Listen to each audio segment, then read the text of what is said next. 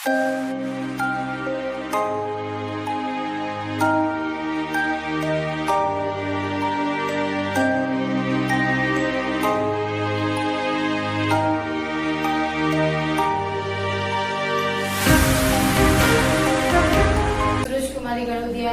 उच्च माध्यमिक आदर्श विद्या मंदिर। जैसे कि ऑनलाइन क्लासेस चल रहे हैं अपने, उसी में अपन रेगुलर पढ़ ही रहे हैं, क्लासेस ले ही रहे हैं। तो ऐसा भी है कि अपन जो चैप्टर पढ़ रहे हैं ना, उसमें टॉपिक बिल्कुल क्लियर है। पर मैं थोड़ा सा एक बात क्लियर कर रही हूँ, जैसे कि अपन कोई भी नोट्स अपन मिल रहे हैं या अपन कर रहे हैं, उनको फेयर कॉपी में भी जरूर करना है। ऐसा नहीं है कि आप रफली उनको उतारे, क्योंकि बेटा यही नोट्स अपने को काम भी आने होते हैं। तो ये नोट्स आप बिल्कुल अच्छे से तैयार करें। उसके बाद जो अपन टॉपिक पढ़ रहे हैं बुक के अकॉर्डिंग ही चल रहे हैं, है ना, और आपका सिलेबस चेंज नहीं होगा। तो इसलिए थोड़ा सा इसके अंदर थोड़ा सा आप लोग भी ध्यान दें कि अपने को जो पढ़ना है वो डीपली स्टडी कर रहे हैं। आपको जैसे क्लासरूम में अपने को पढ़ाया जाता है ना, वैसे ही यहाँ पर आपको स्टडी करवाई जा रही है। तो ध्यान करेंगे थोड़ा सा पढ़ते वक्त भी कि हाँ, ये जो टॉपिक्स आपको करवाए जा रहे हैं वैसे ही हैं। आप बुक में भी थोड़ा सा कंसर्न उनको कर सकते हैं, देख सकते हैं कि किस तरह से आपका जो टॉपिक है वो यहाँ पर पढ़ाया गया है। ठीक है, तो अब आगे चलते हैं। अपने पास आज जो अपन पीछे का जो वीडियो था आपने देखा होगा, उसकी उम्मीद तो हम लोग यही कर रहे हैं कि बच्चे सब रेगुलर जो है वो वीडियोस देख रहे हैं, ऑनलाइन क्लास ले रहे हैं। तो उसी में आगे चलते हैं अपन कि अपन ने पढ़ा था कि संकुलन क्षमता, है ना।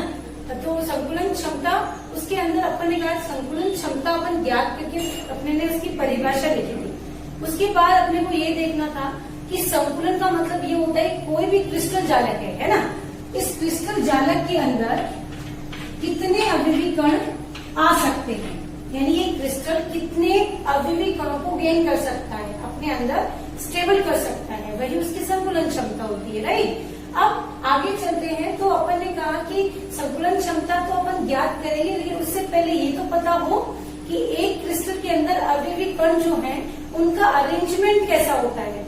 राइट, अपन यूँ कहें कि एक वो किस तरह से उसके अंदर व्यवस्थित होते हैं। तो संकुलन से पहले एक टॉपिक पढ़ाया गया था पिछले वीडियो में आपको, निबिड़ संकुलन नाम से, यानी कि कोई भी क्रिस्टल जब बनता है तो अवयवी कणों की उसके अंदर पैकिंग कैसे होती है, अर्थात वो किस तरह से जुड़े हुए होकर के एक अपने को क्रिस्टल जालक दिखाई देता है।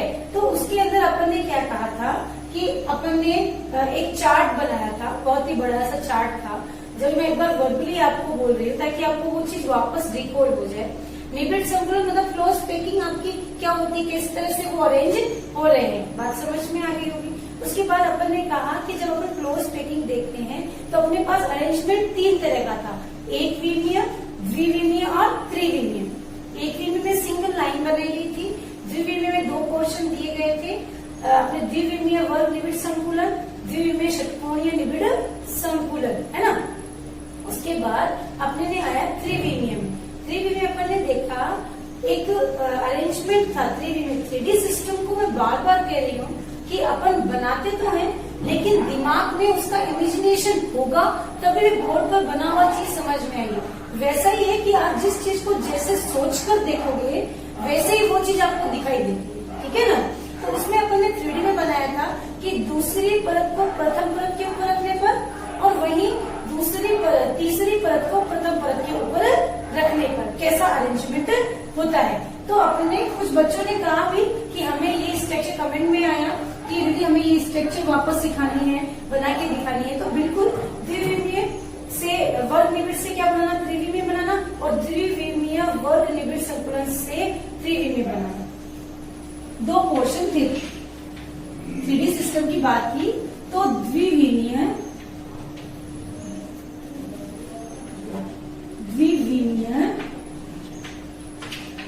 निबिड़ वर्ग निबिड़ संकुलन से त्रिविमीय निबिड़ संकुलन प्राप्त करना। वहीं द्विविमीय षटकोणीय निबिड़ संकुलन से त्रिविमीय निबिड़ संकुलन प्राप्त करना। अब द्विविमीय वर्ग निबिड़ संकुलन और त्रिविमीय, इसके अंदर आपको चार्ट में बनवाया था पिछले वीडियो में दो, क्या चतुष्फलकीय रिक्तिका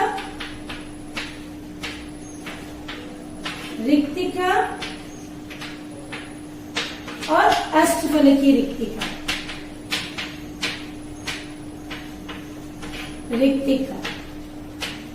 राइट। रिक्तिका बोल रहे हैं, इसका मतलब आप ध्यान करें कि जो अवयवी कण अरेंज होंगे उनके बीच में एक रिक्त स्थान दिखाई देगा। अब यदि वो 4 बना करके रिक्त स्थान बना रहे हैं जुड़ करके सारे अवयवी कण, और यदि 8 जुड़कर बना रहे हैं तो षटकोण अष्टफलकीय से, ठीक है। तो चतुष्फलकीय रिक्तिका अरेंजमेंट आपको इस तरह दिखाया जाएगा, देखो 1 2, ये तीसरा और इसके ऊपर ये चौथा मॉलिक्यूल, ये चौथा जो है इसके ऊपर इस तरह से अरेंज किया जाता है, राइट। ये दिखता नहीं है, तो ये स्पेस जो आपके बीच की रिक्तिका होगी कैसे दिखाई देगी, चतुष्फलकीय। वही अष्टफलकीय की बात करो तो 6 अवयवी कण शामिल है ना, कैसे होगा 1 2 3, अब 1 2 3 बीच में बन गई। ये क्या है आपकी अष्टफलकीय की, जो नीचे 3 है ठीक उसके ऊपर भी 3 है लेकिन उल्टे, राइट। इस तरह से बनी हुई रिक्तिका क्या कहलाती है बेटा, अष्टफलकीय रिक्तिका।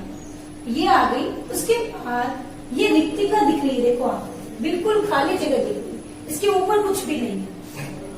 लेकिन जब अपन किसकी बात करेंगे षटकोणीय, तो इसके अंदर आता है बेटा 2 चीजें, HCP हेक्सागोनल क्लोज पैकिंग, यानी कि षटकोणीय निबिड़ संकुलन, CCP क्यूब क्लोज पैकिंग, घनीय क्या क्लोज पैकिंग। इसको नाम दिया गया है हिंदी में एक और, चतुष्फलकीय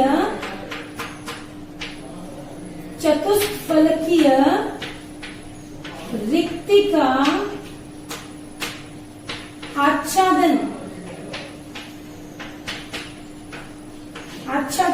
मतलब जब आप चतुष्फलकीय रिक्तिका बनाते हैं तो उसके ऊपर यदि आपने कोई गोला रख दिया तो वो रिक्तिका पैक हो गई ना, अब वो रिक्त नहीं दिखेगा, कक्ष अपने को रिक्त दिखेगा नहीं। अगर आप देखेंगे तो वो 3D में द्विविमीय में दिख सकता है, 3D में जब आप षटकोणीय की बात करेंगे तो उस समय वो दिखाई नहीं देगा। तो उस रिक्तिका जब किसी अवयवी कण से पैक हो जाती है, नाम दे दिया जाता है रिक्तिका आच्छादन। वही CCP को अष्टफलकीय रिक्तिका आच्छादन, राइट। तो इस तरह की अपने पास जो रिक्तिका और रिक्तिका पैक जब हो जाती है तो उनके नाम बदल जाते हैं। बच्चों ने कहा इनकी स्ट्रक्चर समझ में नहीं आई, तो आपको मैं 2 तरीके से स्ट्रक्चर आपकी 2D में भी और 3D में भी बेटा दिखा रही हूँ, तो ध्यान से आज देखेंगे। पहले बनाएंगे आप HCP की हेक्सागोनल क्लोज पैकिंग, याद रखेंगे नाम HCP। इसकी स्ट्रक्चर यदि आप देखें तो जनरली अपने को यूं बनती है स्ट्रक्चर, हेक्सागोनल, ये हेक्सागोनल और यहाँ पर एक त्रिकोण, ऐसे है ना। अब हमें क्या पता कि ये कैसे बनी है, कैसे मालूम चलता है ना। इस तरह की स्ट्रक्चर आपको दिखाई देगी, राइट। अब इसके अंदर क्या है कि हम लोग अवयवी कणों में कैसे अवयवी कण जब भी अरेंज किए जाएंगे तो 6 अवयवी कण एक साथ होंगे, 1 2 3, इसी के साथ में यहाँ पर 2 और 1, 6 हो गए। ऐसे ही 1 2 3, फिर 1 2 3, 6 बन गए। उसके बाद में बीच में इस तरह से 3 कट, ये हो गया A, ये हो गया B, ये हो गया, सेम अरेंजमेंट दिखाई दे रहा है बेटा, A B राइट। ये है आपका क्या, षटकोणीय के अंदर। आपकी बुक में दिया है वो भी मैं बना देती हूँ ताकि आपको समझ में आए। बुक में दिया है त्रिकोण, षटकोणीय, फिर त्रिकोण, उसके बाद षटकोणीय। आप देख रहे होंगे कि षटकोणीय और त्रिकोणीय है ना, अल्टरनेट चल रहे हैं। इसका मतलब 2 ही परतें बन रही है, A B A, फिर वापस त्रिकोण आ जाएगा, इस तरह का अरेंजमेंट हो जाएगा राइट। तो ये क्लियर हो जाती है यहाँ पर स्ट्रक्चर। 2D 3D दोनों के अंदर ही बिल्कुल क्लियर दिखाई देती है। आज आप घर पे ऐसे बनाएंगे, अपने आप इसकी पैकिंग समझ में आ जाएगी किस तरह होती है। अब आप सोचेंगे इसमें रिक्ति का आच्छादन, मैंने बोला था, पहले भी बोला है कि आच्छादन मतलब रिक्त स्थान कहाँ दिखाई दे रहे हैं। अब एक एग्जांपल डेली रूटीन में आप देख रहे हैं, हर कोई आजकल बर्थडे मनाते हैं घर में और डेकोरेशन करते हैं। तो आपने देखा होगा कि वो बड़े से अपन लॉन्ग टाइप के करते हैं, गुब्बारे टाइप में, जिनको अपन क्या करते हैं, सेंटर में बड़े से को लगा देते हैं और चारों तरफ गुब्बारे लगा देते हैं। सेंटर में जो आपने झुमका बड़ा सा लगाया है, उसको आप मार्केट से लाते हैं, वो बिल्कुल चिपका हुआ होता है। उसको ऊपर से आप उठाते हैं, वो खुल जाता है, खुलता है तो बीच की रिक्तिकाएं दिखती है क्या, नहीं। ऊपर और नीचे तो उसको बैक किया हुआ है ना, बिल्कुल पैकिंग की हुई है। तो वो स्ट्रक्चर किसकी है, like HCP, like CCP right. तो वो सब चीजों का अरेंजमेंट यहाँ पर दिखाई दे रहा है।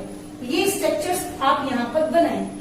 चलो आगे, अगला है स्ट्रक्चर आपका CCP बेटा, घनीय निबिड़ संकुलन, या हम कहें अष्टफलकीय रिक्तिका आच्छादन। आच्छादन शब्द आते ही आप समझ जाएं कि यहाँ पर रिक्तिकाओं को ब्लॉक किया गया है, किसके द्वारा, अवयवी कणों के द्वारा। अब आपकी आती है CCP। CCP की स्ट्रक्चर अष्टफलकीय है, तो 8 अवयवी कणों से देखेंगे तो 8 अवयवी कण इस तरह से अरेंज दिखाई देते हैं। आप आराम से इनको बना सकते हैं, कहीं कोई दिक्कत नहीं है इनको बनाने में, कहीं पर भी, है ना। ये आपकी ये बन गई, ये इसको यहां से पकड़ो, बीच में रिक्त स्थान दिखाई देता है। ये आपके 8 अवयवी कणों से मिलकर बनने वाली अष्टफलकीय रिक्तिका आच्छादन है। क्योंकि आप इसको यहां से पकड़े तो बीच में रिक्त स्थान दिखाई नहीं देगा, क्योंकि अवयवी कण आ जाते हैं। अब इसकी स्ट्रक्चर देखें, यहाँ पर एक तो यहाँ पर भी एक राइट, बीच में 2, यहाँ पर भी 2 दिखाई दे रहे। पर ये जो है आपका जो कण है वो बीच में अलग आ गए ना 2, तो स्ट्रक्चर कैसी हुई, ए लाइक ए, सेम बी, पर बीच की स्ट्रक्चर चेंज, मतलब कौन सा है अरेंजमेंट, सी। अब ये उसकी तरह नहीं है, HCP की तरह। यहाँ पर क्या है, A B और C लाइक स्ट्रक्चर राइट। बात समझ में आया होगा। अब अपन देखते हैं कि अपन एक स्ट्रक्चर जब बनाते हैं तो किस तरह, तो आपको इसको अवयवी कणों का अरेंजमेंट देखिए ना बेटा, तो ये देखिए षटकोणीय, उसके बाद त्रिकोणीय, फिर त्रिकोणीय। तो आप देखो एक सीधा और एक उल्टा, ये सीधा है ये उल्टा है, यानी कि 2 अवयवी कण इस तरह से, फिर इसके ऊपर ये यहाँ पर और ये यहाँ पर, एक इसके ऊपर है एक इसके नीचे, तो चेंज हो गया ना। तो ये हो गया, ये ए लाइक हो गया, ये भी ए लाइक ही हो गया, ए है ना, ए बी सी, वापस ए बी और सी। इस तरह का अरेंजमेंट किसका होता है, CCP का होता है। अब तो शायद स्ट्रक्चर बिल्कुल क्लियर हो गया होगा, समझ में भी आ गया होगा, अच्छे से करके इसी को नोट्स में ऐसे ही बनाएंगे।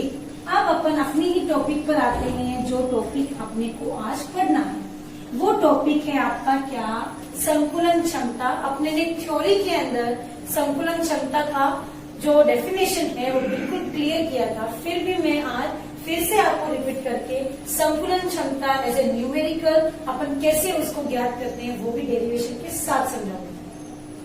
तो पहले तो अपन ये देखते हैं कि संकुलन क्षमता क्या होती है। तो अपन क्या लिखते हैं, संकुलन क्षमता की परिभाषा बेटा, संकुलन क्षमता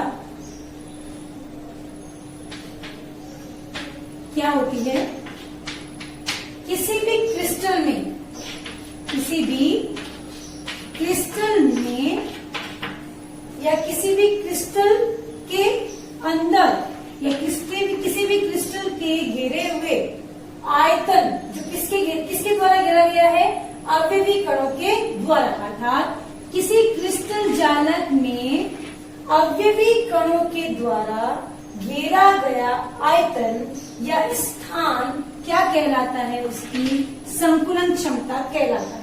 कैसे याद करेंगे, कोई क्रिस्टल है, क्रिस्टल जालक में उपस्थित क्या, अवयवी कणों द्वारा घेरा गया स्थान, इस क्रिस्टल जालक की क्या कहलाती है, संकुलन क्षमता। ये स्थान जितना ये घेरेंगे वही क्या कहलाएगी, उसकी संकुलन क्षमता, यानी इतने अवयवी कण आ सकते हैं। तो ये तो हो गई आपकी डेफिनेशन। प्रॉपर डेफिनेशन मैंने बोल दी है, लिख भी दी है, फिर भी प्रॉपर डेफिनेशंस के नोट्स आपको हर वक्त अवेलेबल करवाए जाते हैं। आपको बिल्कुल अच्छे से उनको वैसे ही उतारना है, पर समझने की दृष्टि से जैसे मैं बोर्ड पर समझा रही हूँ, आप पेंसिल से हास्य में ऐसे ही डायग्राम बनाकर याद करने के लिए ऐसे ही लिखेंगे, ताकि आपको कोई भी परिभाषा है वो शॉर्ट नोट पे याद हो जाती है। अब संकुलन क्षमता जब बात करते हैं तो अपने पास संकुलन क्षमता के लिए 3 प्रकार के अपन ने क्रिस्टल जालक पढ़े हैं। कौन कौन से, सरल घनीय,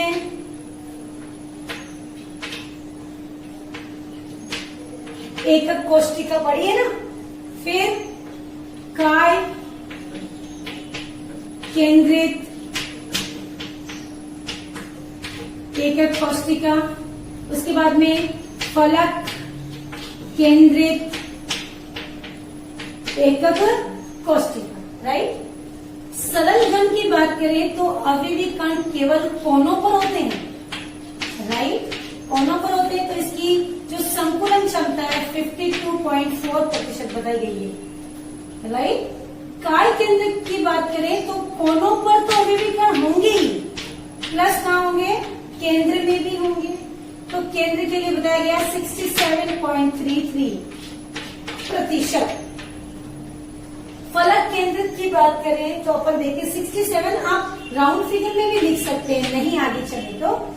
फलक केंद्र की बात करें तो फलक केंद्र में 74% में पाई जाती है। यहाँ पर जो अवयवी कण है वो कोनों पर तो होंगे ही, केंद्र में नहीं, फलक पर होंगे। तो आप जानते हैं कि फलक तो 6 होते हैं, तो 8 के साथ में 6 और जगह ज्यादा हो गई ना। तो एक तो कोनों पर कम होते हैं, फिर केंद्र में आगे तो बढ़ गए, फिर फलक पर तो और बढ़ गए। तो आप देखिए संकुलन क्षमता बढ़ती जा रही है, क्योंकि अवयवी कणों की संख्या बढ़ती जा रही है। तो ये ऐसे ही आप अपने नोट्स की कॉपी में भी उतारेंगे। ये बात क्लियर हो गया होगा। अब अपन इंडिविजुअल निकालेंगे बेटा, 52.4 कैसे निकला है। सब बच्चे ध्यान से, संकुलन क्षमता किसमें ज्ञात करना, सरल घन में संकुलन क्षमता ज्ञात करना। तो सबसे पहला टॉपिक है आपका सरल घनीय एकक कोष्टिका में संकुलन क्षमता ज्ञात करना, राइट। अब चलते हैं अपन ज्ञात कैसे करेंगे। तो आप सब जानते हैं कि अपन एक कोई भी क्यूब बनाते हैं, सिंपल क्यूब तैयार।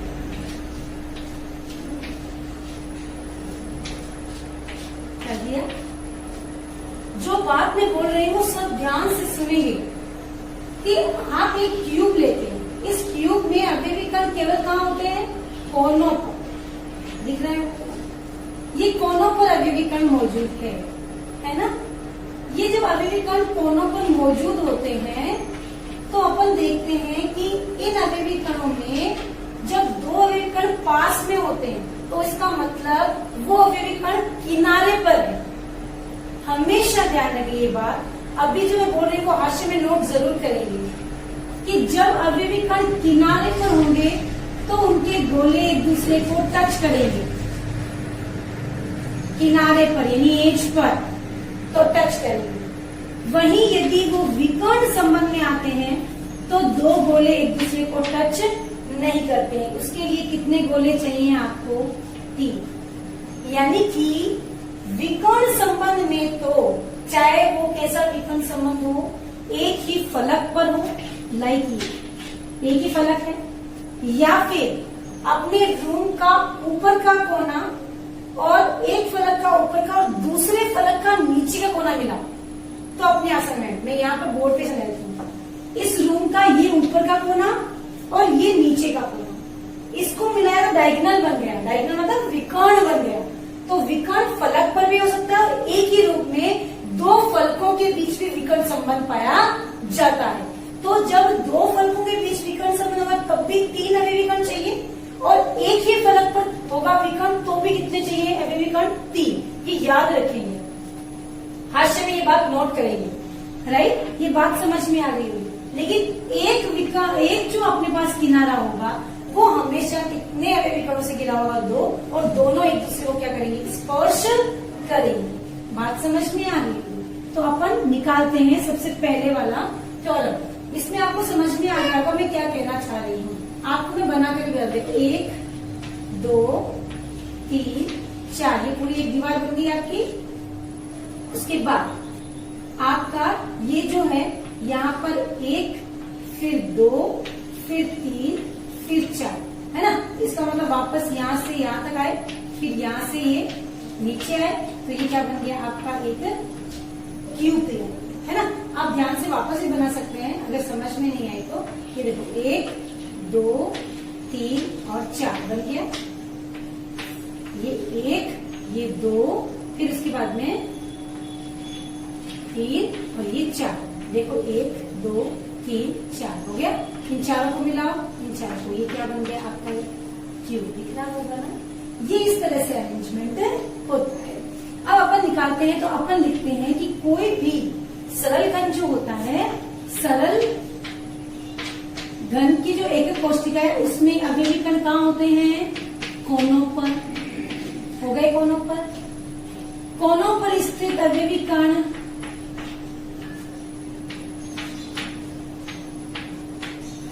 जो गोलों के रूप में है ना, गोले के रूप में गोला है, वो एक दूसरे क्या करते हैं? स्पर्श करते हैं। एक दूसरे क्या करते हैं? स्पर्श करते हैं। अब अपन बात करेंगे, अतः सरल घन जो है उसमें भुजा L, भुजा की लंबाई L तथा गोले की त्रिज्या R में क्या याद करना है अपने को? संबंध। ध्यान देंगे ये चीजें ऐसे ही याद होनी चाहिए। सबसे पहले कोने पर स्थित होते हैं, कोने पर स्थित होते हैं वो अवयव आपस में स्पर्श करते हैं। उसके बाद में भुजा की लंबाई L और R में संबंध। भुजा को अपन A से भी रिप्रेजेंट करते हैं। बात समझ में आ गई? तीनों जो अपन निकालेंगे, सबसे पहले सरल घन की, फिर इकाई केंद्र की, फिर फलक केंद्र की, तीनों में आपको एक ही वैल्यू पहले पता होनी चाहिए, तभी आप उसकी संकुलन क्षमता ज्ञात कर सकते हैं। मैं आपको सरल घन की प्रॉपर निकाल कर दिखाऊंगी, फिर संकुलन क्षमता भी, लेकिन बीसीसी और एफसीसी की मैं केवल एक ही वैल्यू निकाल के दिखाऊंगी। आप घर पर संकुलन क्षमता खुद निकालेंगे और कमेंट के अंदर लिखेंगे कि निकली कि नहीं, वो आपको समझ में आया या नहीं, राइट। तो ये बात अपने को क्लियर आज समझनी है। तो ये बात ऐसे ही लिखेंगे। ऐसे लिखने के बाद आप करेंगे शुरुआत सबसे पहले संकुलन क्षमता का सूत्र लिखेंगे। संकुलन क्षमता, संकुलन क्षमता का सूत्र क्या होता है, हमेशा ध्यान रखेंगे। एकक कोष्टिका में, एकक कोष्टिका में अवयवी कणों की संख्या, कणों की संख्या कितनी होती है सरल घन में, एक निकाल के दिखाई थी मैंने, है ना। उसके बाद संख्या गुना क्या लिखेंगे, गोले का आयतन कितना होता है आप सब जानते हैं, कितना होता है गोले का आयतन, 4/3 पाई आर क्यूब बटा घन का कुल आयतन। घन का कुल आयतन, घन किससे बना है, भुजाओं से। भुजाएं क्या है, किनारे, किनारे को कैसे रिप्रेजेंट करते हैं, ए या एल, ये ए, यानी यहाँ पर इसको करेंगे ए क्यूब। इसीलिए मैं पहले ही बोल चुकी हूँ कि हमेशा क्या पता होना चाहिए, ए की वैल्यू पता होनी चाहिए। बात समझ में आ गई होगी। तो अपन चलते हैं इसके आगे। तो अपने को पता है कि जो गोला है आपका, एक किनारा है, एक भुजा ए है ना, एक किनारे पे कितने गोले हैं बेटा, 2 गोले हैं। इस 2 गोले में आधा गोला आर ये त्रिज्या, इसकी भी आधी ये क्या है त्रिज्या, अर्थात इस पूरे ए की वैल्यू कितनी हो गई, 2r नहीं हो गई क्या, बिल्कुल हो गई। तो अपन यहाँ क्या लिखेंगे,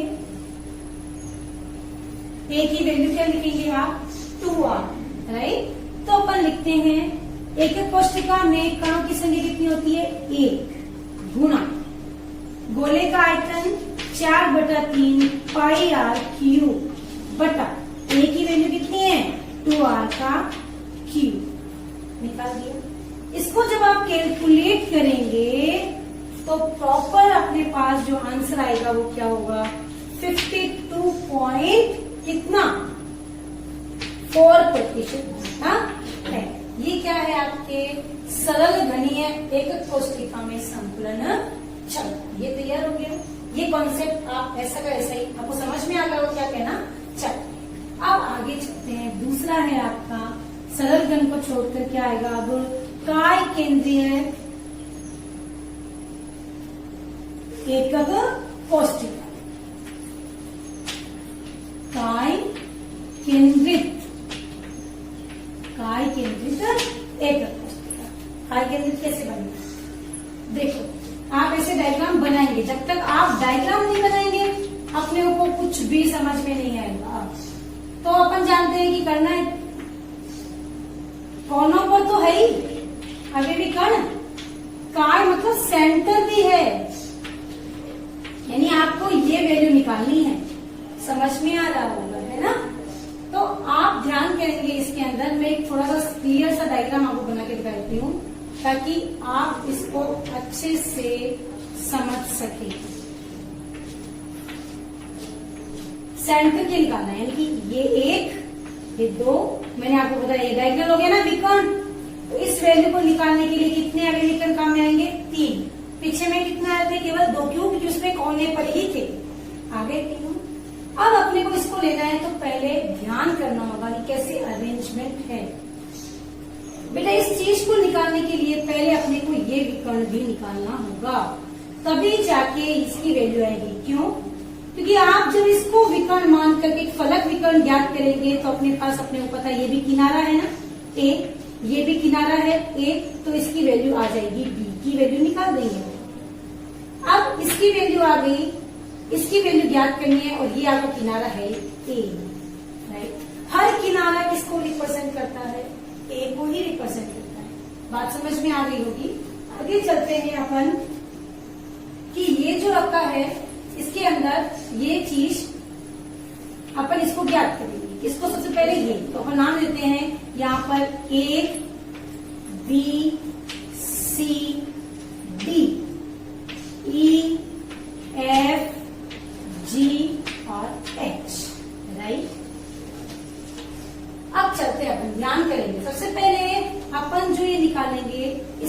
अंदर अपने को पता होना चाहिए कि जो अपने पास ये सी सेक्शन आया है इसमें 3 गोले हैं, तो सी जो है वो कितने गोलों के बराबर है? 3 गोले के बराबर है, राइट। 3 में से 2 तो आधे हैं, 2 गोले तो आधे हैं कि 2 गोलों की त्रिज्या आर और एक जो गोला है आपका वो पूरा है, यानी इसका क्या है? 2r। तो ये भी दोनों मिलाए तो 2r, ये भी 2r, कितना हो गया? 4r। देख सकते हैं आप, ये एक गोले का आधा r, इस गोले का भी आधा r, ये पूरा गोला काम में आधा कितना हुआ? 2r।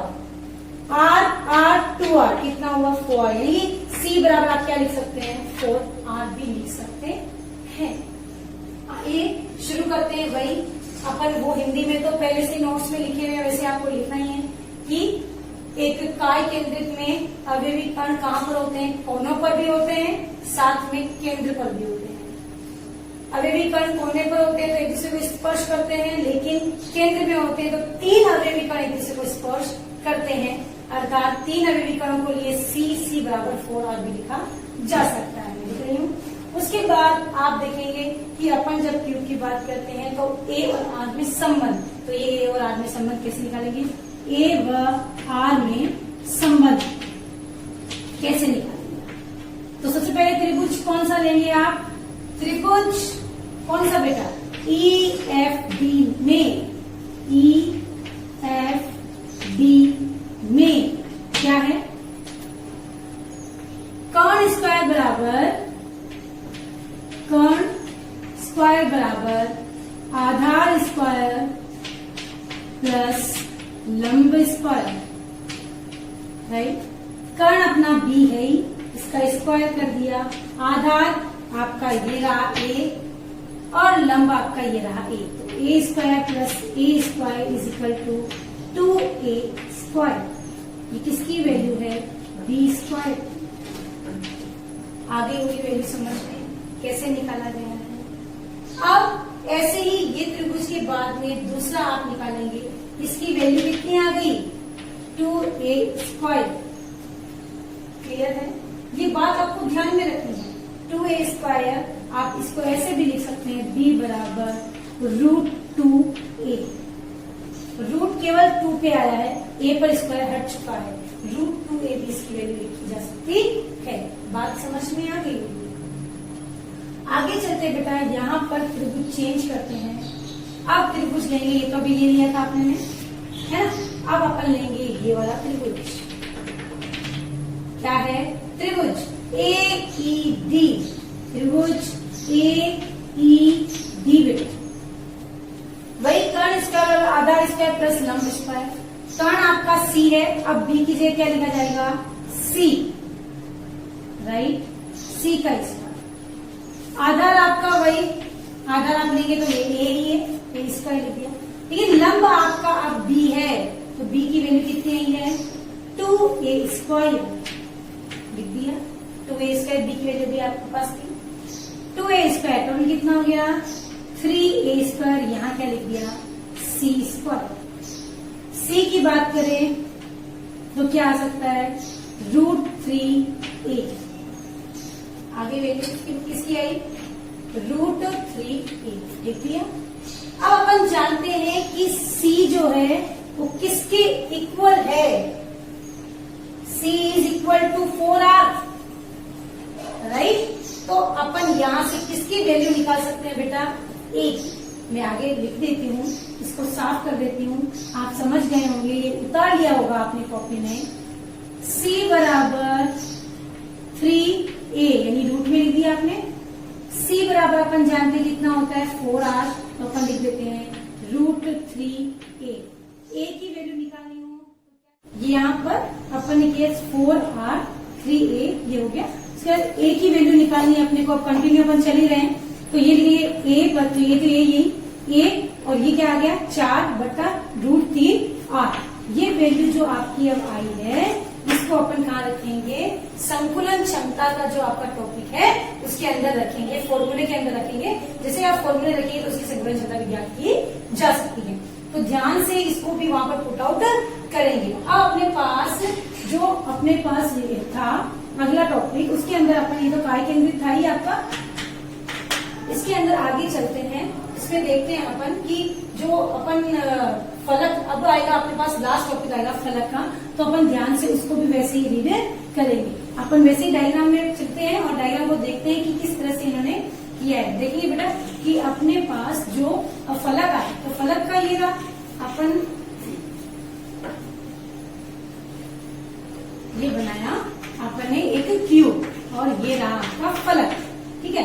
ये फलक है, फलक का डायगोनल यानी विकर्ण देखा जाएगा कि फलक में केंद्र में अभी विकर्ण है, तो इस तरह से जोड़ा जाएगा। अब अपन चलते हैं, इसको भी ए बी और सी और डी ऐसे भी लिख सकते हैं आप, ये यूं भी कर सकते हैं, ए बी और सी डायगोनल। अब इस त्रिभुज को लेना है, अपने को याद रखना है, फलक में भी वो लिखना है अपने को, क्या फलक केंद्र में भी क्या लिखना है आपको कि इसके अंदर भी क्या होता है, अवयवी विकर्ण कहाँ होते हैं, सेंटर में, उसमें कोनों पर तो होते हैं, पर फलक के केंद्र में भी पाए जाते हैं। उसके बाद अवयवी कणों की संख्या कितनी होती है, 4, और उसमें भी अपने को याद करना है कि जैसे किनारे पर तो 2 गोले स्पर्श करते हैं, लेकिन जब अपन बात करते हैं किसकी, एक फलक के केंद्र से निकलने की, तो अपन देखते हैं उसमें 3 अवयवी कण जब होते हैं तभी वो आपस में स्पर्श करते हैं।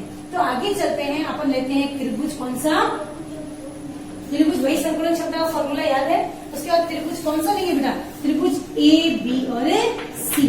त्रिभुज ए बी सी में वही कर्ण स्क्वायर बराबर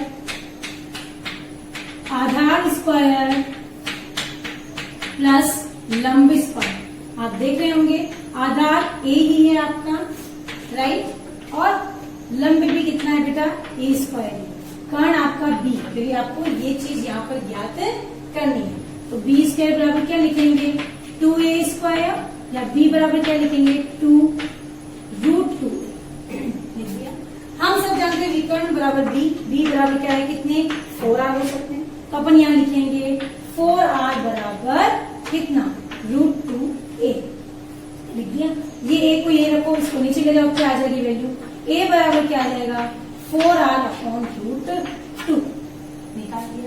इस a की वैल्यू को आप वही संकुलन क्षमता में रखेंगे और संकुलन क्षमता की वैल्यू ज्ञात करेंगे। आप जानते हैं कि कितनी आएगी, 74%। ये है आपका पूरी संकुलन क्षमता का टॉपिक, जिसे आप अच्छे से समझ चुके होंगे। ध्यान से इनको अपने नोट्स में उतारना है, ताकि आप लोग इसको अच्छे से वापस अपने हाथ से करेंगे, तभी ये चीज समझ में आएगी। मैंने आपको पूरा निकाल कर दिखा दिया है। उम्मीद यही करते हैं हम आप बच्चों से कि आप घर पर इन चीजों को वापस करके देख रहे होंगे, नोट्स बनाते वक्त भी आपने समझ कर ही उतार रहे होंगे। तो घर पर रह के पूरे नोट्स को उतारो बेटा, इनको पढ़ो अच्छे से। बुक में भी आप कंसल्ट कर सकते हैं, उसके बाद टॉपिक समझ में नहीं आता तो पूछ सकते हैं, ठीक है। तो घर पर रहें, सुरक्षित रहें। Thank you.